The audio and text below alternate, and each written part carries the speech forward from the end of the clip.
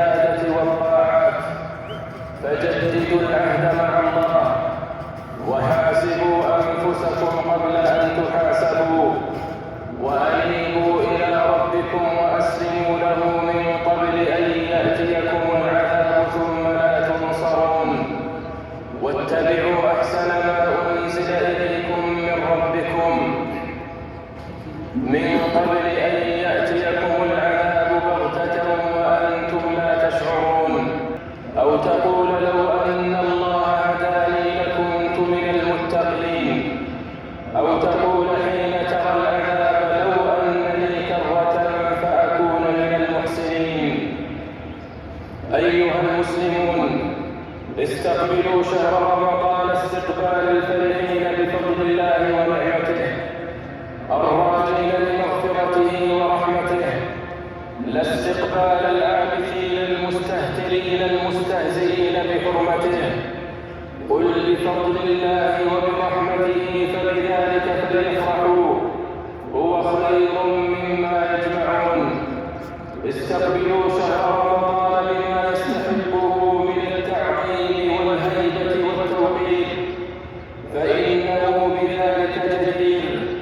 ذلك ومن يعظم حرمات الله فهو خير له عند ربه، ذلك ومن يعظم شعائر الله فإنها من تقوى القلوب.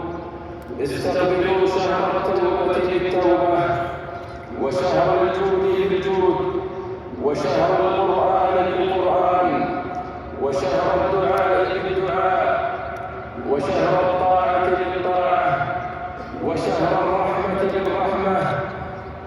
عن عبادة بن الصامت رضي الله عنه أن رسول الله صلى الله عليه وسلم قال يوما وقد حضر رمضان: أتاكم شهر بركة يغشاكم الله فيه، فتنزل الرحمة وتحط الخطايا ويستجيب فيه الدعاء، ينظر الله إلى تنافسكم ويباهي بكم ملائكته، فأروا الله من أنفسكم خيرا، فإن الشقي من حرم فيه رحمة الله عز وجل.